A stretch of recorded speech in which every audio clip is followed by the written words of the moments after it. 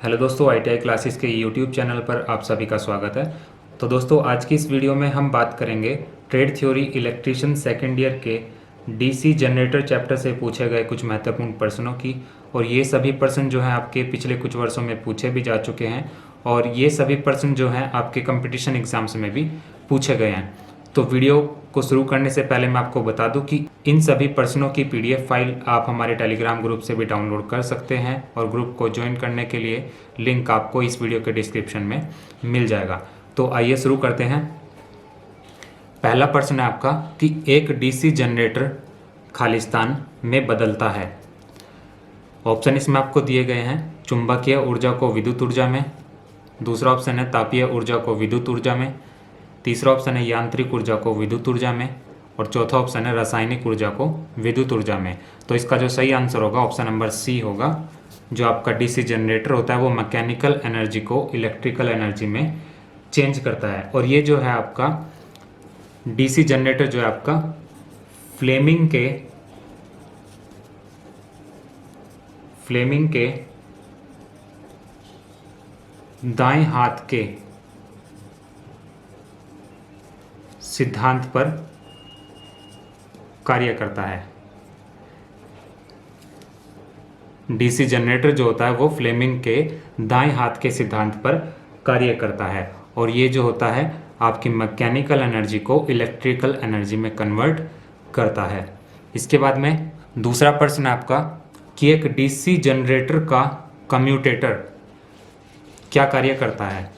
Option इसमें आपको दिए गए हैं। पहला ऑप्शन है लोड सर्किट में करंट एक ही दिशा में करता है, दूसरा ऑप्शन है आर्मेचर में AC को DC में बदलता है, तीसरा ऑप्शन है टर्मिनल धारा बढ़ाता है और चौथा ऑप्शन है आर्मेचर में धारा की दिशा उल्टी कर देता है। तो इसका जो सही आंसर होगा ऑप्शन नंबर बी होगा। आर्मेचर में AC को DC में बदलता है। अब देखिए क्या होता है कि डीसी जनरेटर का जो कम्यूटेटर होता है, डीसी जनरेटर का जो कम्यूटेटर होता है वो AC को DC में तो बदलता है। अब बदलता कैसे है? जो आर्मेचर होता है आपका, आर्मेचर धारा को क्या करेगा, पहले कलेक्ट करेगा, उसके बाद में कम्यूटेटर को देगा। फिर कम्यूटेटर क्या करेगा, वो जनरेटर में AC धारा को DC में परिवर्तित करेगा। तो डीसी जनरेटर का जो कम्यूटेटर होता है वो क्या कार्य करता है, आर्मेचर में AC को DC धारा में बदलता है। इसके बाद में तीसरा प्रश्न है आपका कि किसी जनरेटर का विद्युत वाहक बल किस पैरामीटर पर निर्भर करता है। ऑप्शन इसमें आपको दिए गए हैं: फ्लक्स प्रति ध्रुव पर, दूसरा ऑप्शन है चालक के तारों की संख्या पर, तीसरा ऑप्शन है ध्रुवों की संख्या पर, चौथा ऑप्शन है उपरोक्त सभी पर। तो इसका जो सही आंसर होगा ऑप्शन नंबर डी होगा, उपरोक्त सभी पर। क्योंकि आपने पढ़ा होगा कि जो EMF होता है उसका जो फॉर्मूला होता है वो क्या होता है आपका, phi into Z into N into P upon 60A। जहाँ फाई आपका क्या होता है, फ्लक्स होता है, जेड आपका होता है नंबर ऑफ कंडक्टर्स, एन आपका क्या होता है, एन होता है आपका स्पीड ऑफ आर्मेचर जो कि आपको RPM में दी जाती है। इसके बाद में पी है आपका नंबर ऑफ पोल्स और ए क्या है आपका, नंबर ऑफ पैरेलल पाथ्स। तो ये वाला जो फॉर्मूला है आपका ये यहाँ पर लागू होता है। इसी के आधार पर आप बताएंगे कि जो जनरेटर का विद्युत वाहक बल होता है वो किन किन पैरामीटर्स पर डिपेंड करता है। तो देखें यहाँ पर ऑप्शन में फ्लक्स प्रति ध्रुव पर, फ्लक्स आपको दिया गया है, चालक के तारों की संख्या पर मीन्स कंडक्टर्स पर, इसके बाद में ध्रुवों की संख्या पर मीन्स नंबर ऑफ पोल्स पर भी डिपेंड करता है और ऑप्शन इसमें आपको चौथा दिया गया कि उपरोक्त सभी पर। तो ऑप्शन नंबर डी क्या होगा, इसका करेक्ट आंसर होगा। प्रश्न नंबर 4 है आपका कि डीसी जनित्र द्वारा जनित EMF निर्भर करती है।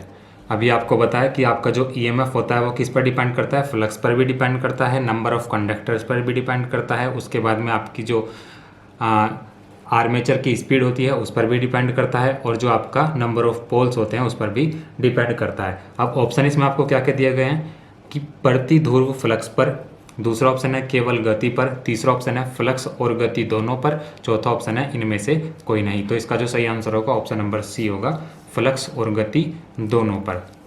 फ्लक्स आपका हो जाएगा यहाँ पर फाई और जो गति होती है ये, इसका मतलब क्या है, एन।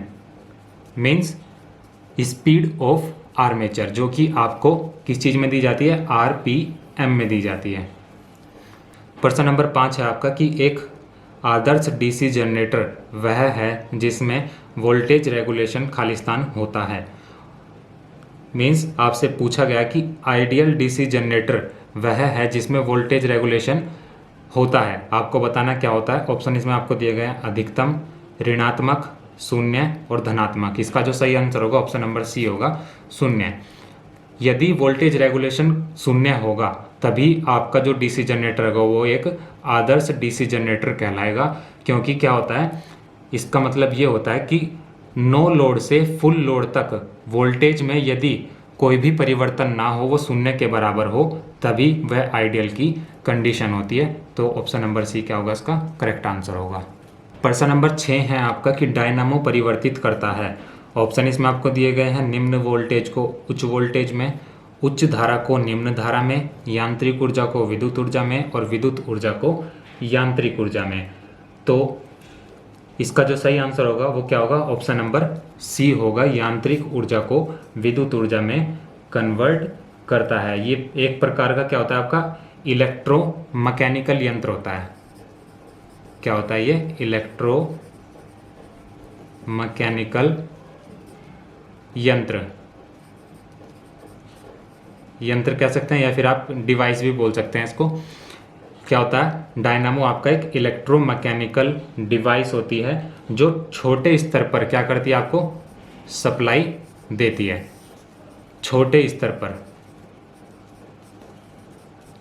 पर सप्लाई देती है। तो ऑप्शन नंबर सी क्या होगा, इसका राइट आंसर होगा।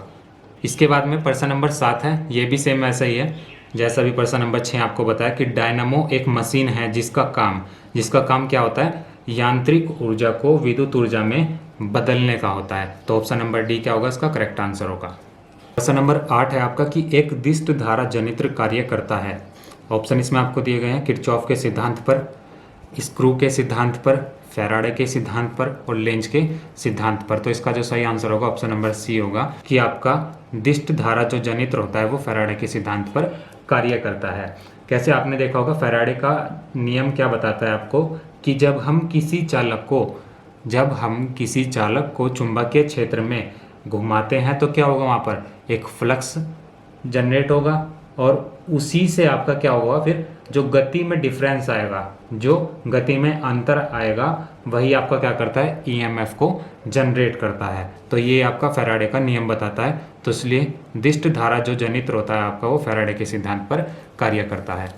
इसके बाद में प्रश्न नंबर 9 है आपका कि डीसी जनरेटर में कौन सी क्षति लोड के साथ परिवर्तित होती रहती है। ऑप्शन इसमें आपको दिए गए हैं ताम्र क्षति, एडी करंट क्षति, हिस्टेरेसिस क्षति, चौथा है आपका वायु घर्षण क्षति। तो डीसी जनरेटर में जो आपका कॉपर लॉस होता है वो लोड के साथ में बदलता रहता है। तो ऑप्शन नंबर ए क्या होगा, इसका राइट आंसर होगा। और ताम्र क्षति को हम क्या बोलते हैं, इंग्लिश में कॉपर लॉसेस।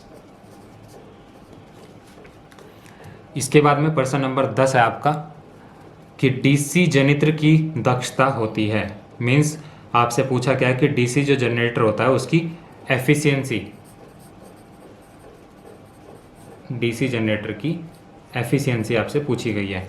ऑप्शन इसमें आपको दिए गए हैं 60 से 80%, 70 से 80%, सी है आपका 85 से 95% तक और चौथा है आपका 100%। तो देखिए इसका जो सही आंसर होगा ऑप्शन नंबर सी होगा, 85 से 95% तक। देखिए इसमें दक्षता क्या होती है आपकी, दक्षता का जो आपके पास में फॉर्मूला होता है, मतलब एफिशिएंसी जो होती है वो क्या होती है, एक अनुपात होता है किसका, आउटपुट का और इनपुट का। मीन्स आउटपुट जो पावर होगी आपकी और इनपुट जो पावर होगी, उसी से आप क्या निकालते हैं, डीसी जनरेटर की दक्षता मीन्स एफिशिएंसी निकालते हैं। इसके बाद में प्रश्न नंबर 11 है आपका कि 4 पोल वाले सिंप्लेक्स लैप वाउंड जनरेटर में समांतर पथों की संख्या होगी। ऑप्शन इसमें आपको दिए गए हैं 2, 4, 6 और 8। तो देखिए इसमें होता क्या है कि जितने आपके नंबर ऑफ पोल्स होंगे उतने ही नंबर ऑफ पैरेलल पाथ्स होंगे। मीन्स A = पी होगा तो जितने आपको नंबर ऑफ पोल्स दिए गए हैं उतने ही पैरेलल पाथ्स होंगे। क्योंकि यहाँ पर आपको 4 दिए गए हैं नंबर ऑफ पोल्स, तो यहाँ पर जो आपकी ए की वैल्यू होगी वो भी 4 ही होगी। तो ऑप्शन नंबर बी क्या होगा इसका राइट आंसर होगा। प्रश्न नंबर 12 है आपका कि आर्मेचर कोर को लैमिनेटेड बनाने का कारण है। ऑप्शन इसमें आपको दिए गए हैं वजन में कमी लाना, दूसरा ऑप्शन है मूल्य में कमी लाना, तीसरा ऑप्शन है हिस्टेरेसिस क्षति के मान को कम करना, और चौथा ऑप्शन है एडी करंट क्षति के मान को कम करना। तो देखिए इसमें होता क्या है कि आर्मेचर कोर को लैमिनेटेड हम इसलिए बनाते हैं ताकि जो एडी करंट है उसका जो मान है, मीन्स एडी करंट लॉसेस जो होंगे उसका मान कम से कम रहे। तो ऑप्शन नंबर डी क्या होगा इसका राइट आंसर होगा। एडी करंट लॉसेस के मान को कम करने के लिए आप आर्मेचर की कोर को लैमिनेटेड कर देते हैं। प्रश्न नंबर 13 है आपका कि डीसी जनरेटर का कार्य सिद्धांत है। अभी इससे पहले हम ये क्वेश्चन कर चुके हैं। ऑप्शन इसमें आपको दिए गए हैं लेंज का नियम, सहप्रेरण, तीसरा ऑप्शन है फैराडे का विद्युत चुंबकीय प्रेरण नियम, और चौथा ऑप्शन है ओम का नियम। तो जो आपका डीसी जनरेटर होता है वो आपका फैराडे के नियम पर कार्य करता है। तो ऑप्शन नंबर सी क्या होगा इसका राइट आंसर होगा। इसके बाद में प्रश्न नंबर 14 है आपका कि डीसी जनरेटर में उत्पन्न ईएमएफ या फिर विद्युत वाहक बल निम्नलिखित के समानुपाती होता है। ऑप्शन इसमें आपको दिए गए हैं फ्लक्स अथवा ध्रुव, दूसरा ऑप्शन है आर्मेचर की चाल, तीसरा ऑप्शन है ध्रुवों की संख्या, और चौथा ऑप्शन है इनमें से सभी। तो अभी मैंने आपको एक फॉर्मूला बताया था, और वो फॉर्मूला क्या था आपका कि E M F equals to five into P into Z into N upon 60 A. ये आपका ई एम एफ का फॉर्मूला होता है, जहाँ पर फाइव क्या होता है आपका फ्लक्स होता है। तो यहाँ से हम कह सकते हैं कि आपका जो ई एम एफ होगा वो किस किस के डायरेक्टली प्रोपोर्शनल होगा। एक तो आपका फ्लक्स होगा, तो ऑप्शन नंबर ए भी करेक्ट हो जाएगा। आर्मेचर की चाल मीन्स आपको जो स्पीड दी गई होगी आर्मेचर की मीन्स एन, उसके भी डायरेक्टली प्रोपोर्शनल होगा। और जो आपका पी है मीन्स नंबर ऑफ पोल्स, ध्रुवों की संख्या, तो इसके भी समानुपाती होता है। और चौथा ऑप्शन इसमें आपको दिया गया है कि इनमें से सभी। तो इसका जो सही आंसर होगा ऑप्शन नंबर डी होगा। फॉर्मूले से आप देख सकते हैं कि ई एम एफ बराबर 5 into P into Z into N upon 60 A. तो इस फॉर्मूले से आप क्या बता देंगे कि ये इसके समानुपाती होता है। प्रश्न नंबर 15 है आपका कि डीसी जनरेटर में लौह हानियों के अंतर्गत निम्नलिखित आती हैं। ऑप्शन इसमें आपको दिए गए हैं हिस्टेरेसिस और घर्षण हानियाँ, दूसरा ऑप्शन है हिस्टेरेसिस, एडी करंट और ब्रश संपर्क हानियाँ, तीसरा ऑप्शन है हिस्टेरेसिस और एडी करंट हानियाँ, चौथा ऑप्शन है हिस्टेरेसिस, एडी करंट और कॉपर हानियाँ। तो लौह हानियाँ जो होंगी आपकी वो क्या कहलाती है आपके आयरन लॉसेस। तो इसमें पूछा है कि डीसी जनरेटर में जो आपके आयरन लॉसेस होते हैं उसके अंदर आपके कौन कौन से लॉसेस काउंट किए जाते हैं। तो इसमें जो होता है आपका डीसी जनरेटर में आपकी हिस्टेरेसिस लॉस और एडी करंट लॉस, ये दोनों लॉसेस आते हैं। तो इसका जो सही आंसर होगा ऑप्शन नंबर सी होगा, हिस्टेरेसिस और एडी करंट हानियाँ। के बाद में प्रश्न नंबर 16 है आपका कि डीसी जनरेटर की क्षेत्र कुंडलियां आमतौर पर निम्नलिखित की बनाई जाती हैं। ऑप्शन इसमें आपको दिए गए हैं माइका, कॉपर, ढलवा लोहा और कार्बन। तो इसका जो सही आंसर होगा ऑप्शन नंबर बी होगा, कॉपर, कि आपकी जो डीसी जनरेटर की कुंडलियां होती हैं वो कॉपर की बनाई जाती हैं। और जो आपका माइका होता है इसका प्रयोग आप कम्यूटेटर को बनाने में करते हैं। माइका का जो उपयोग होगा वो कम्यूटेटर को बनाने में होगा। ढलवा लोहे का जो प्रयोग होगा वो योक को बनाने में करते हैं। और जो आपका कार्बन होता है उसके द्वारा आप क्या करते हैं ब्रश बनाते हैं। बट आपसे यहाँ पर पूछा क्या कि डीसी जनरेटर की जो क्षेत्र कुंडलियाँ होंगी मतलब फील्ड कॉइल्स जो होंगी आपकी वो कॉपर की बनाई जाती है। तो ऑप्शन नंबर बी क्या होगा इसका राइट आंसर होगा। नंबर 17 है आपका कि लेवल कंपाउंडेड डीसी जनरेटर का उपयोग निम्न कार्य के लिए होता है। ऑप्शन इसमें आपको दिए गए हैं विद्युत आर्क वेल्डिंग में, दूसरा ऑप्शन है विद्युत ट्रैक्शन में, तीसरा ऑप्शन है बैटरी चार्ज करने में, और चौथा ऑप्शन है प्रकाश के लिए। तो इसका जो सही आंसर होगा ऑप्शन नंबर डी होगा, प्रकाश के लिए। आप लेवल कंपाउंडेड डीसी जनरेटर का जो उपयोग है वो प्रकाश के लिए करते हैं। और यदि हम बात करें कि विद्युत आर्क वेल्डिंग में आप कौन सा जनरेटर यूज़ करते हैं, तो इसके लिए आप डिफरेंशियल कंपाउंडेड जनरेटर का उपयोग करते हैं। इसके अलावा विद्युत ट्रैक्शन में और बैटरी चार्ज करने में, विद्युत ट्रैक्शन में और बैटरी चार्ज करने के लिए आप कौन सा जनरेटर यूज करते हैं? आप इसके लिए शंट जनरेटर उपयोग में लाते हैं। बट यहाँ पर लेवल कंपाउंडेड डीसी जनरेटर की बात की गई है, तो उसके लिए प्रकाश के लिए यहाँ पर इसका यूज किया जाता है। तो ऑप्शन नंबर डी इसका राइट आंसर होगा। बाद में प्रश्न नंबर 18 है आपका कि कॉइल के सिरों को कम्यूटेटर सेगमेंट पर जोड़ने की प्रक्रिया को कहते हैं। ऑप्शन इसमें आपको दिए गए हैं कम्यूटेटर कनेक्शन, दूसरा ऑप्शन है कॉइल कनेक्शन, तीसरा ऑप्शन है स्लॉट कनेक्शन, चौथा ऑप्शन है पॉइंट कनेक्शन। तो इसका जो सही आंसर होगा ऑप्शन नंबर बी होगा, कॉइल कनेक्शन। के बाद में प्रश्न नंबर 19 है आपका कि 4 ध्रुवों वाला डीसी जनरेटर 1800 आरपीएम पर चल रहा है, आर्मेचर में धारा की आवृत्ति है। तो इसमें आपके पास में एक फॉर्मूला होता है F equals to P into N upon 120। ये आपका आर्मेचर में जो आपकी धारा बहती है उसकी आवृत्ति मतलब उसकी फ्रीक्वेंसी को निकालने के लिए आपके पास में एक फॉर्मूला होता है। तो जहां आपकी F क्या हो जाएगी? फ्रीक्वेंसी हो जाएगी, P आपका क्या हो जाएगा? नंबर ऑफ पोल्स हो जाएगा, N क्या होगा आपका? आर्मेचर की स्पीड हो जाएगी। तो यहाँ पर यदि आप वैल्यू पुट करेंगे तो यहाँ क्या जाएगा? P की जगह आप क्या रखेंगे? क्योंकि नंबर ऑफ पोल्स आपको दिए गए हैं 4, तो ये हो जाएगा 4 गुणा N का मान कितना दिया है? 1800 बटा ये 120। इससे ये जीरो कैंसिल हो जाएगी, इससे जब इसे काटेंगे तो 3 बार चला जाएगा और ये आपका आ जाएगा 60 हर्ट्ज। तो इसका जो सही आंसर होगा क्या होगा? ऑप्शन नंबर डी होगा, क्योंकि 60 हर्ट्ज जो है इसमें ऑप्शन में आपको नहीं दिया गया है। प्रश्न नंबर 20 है आपका कि कम्यूटेटर पर की जाने वाली वाइंडिंग खालिस्तान होती है। तो कम्यूटेटर पर जो है आप दोनों तरह की वाइंडिंग्स करते हैं, लैप वाइंडिंग भी करते हैं और वेव वाइंडिंग भी करते हैं। और देखा आपने कभी कभी देखा होगा कि वेव वाइंडिंग ना लिखकर वहाँ पर आपको तरंग वाइंडिंग भी लिखा हुआ मिलता है। तो इसमें आपको कंफ्यूज नहीं होना है, इसमें आपको ध्यान रखना है इस चीज़ का कि वेव की जगह आपको तरंग भी मिल सकता है। तो मैंने क्या बताया भी आपको कि कम्यूटेटर पर की जाने वाली वाइंडिंग्स जो होती हैं वो लैप और वेव दोनों होती हैं। तो दोनों प्रकार की वाइंडिंग आप इसमें करते हैं।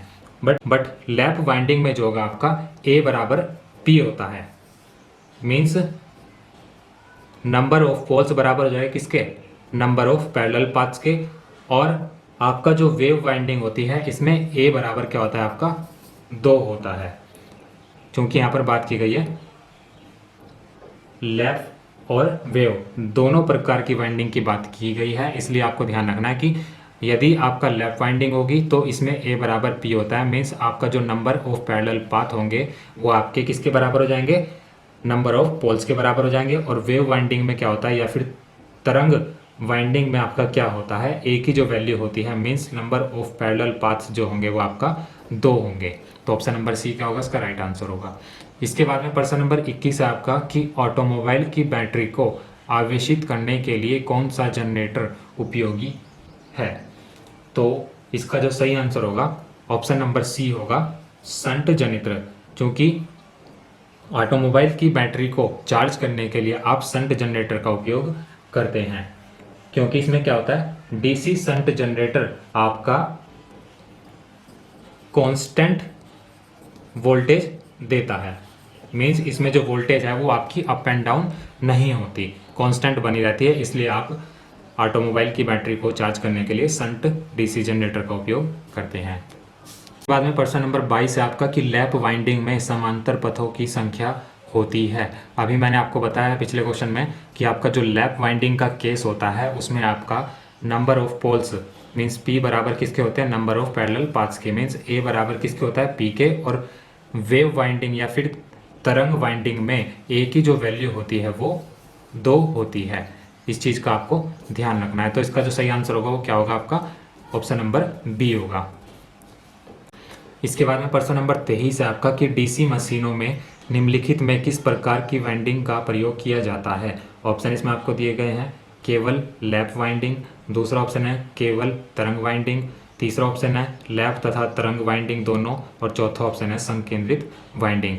तो आपको इसका ध्यान रखना है कि डीसी मशीनों में आप दोनों प्रकार की वाइंडिंग का इस्तेमाल करते हैं, लैप तथा तरंग दोनों। तो ऑप्शन नंबर सी क्या होगा, इसका राइट आंसर होगा। और जो आपका संकेंद्रित वाइंडिंग होती है, इसका उपयोग आप कहाँ करते हैं, आर्मेचर में करते हैं।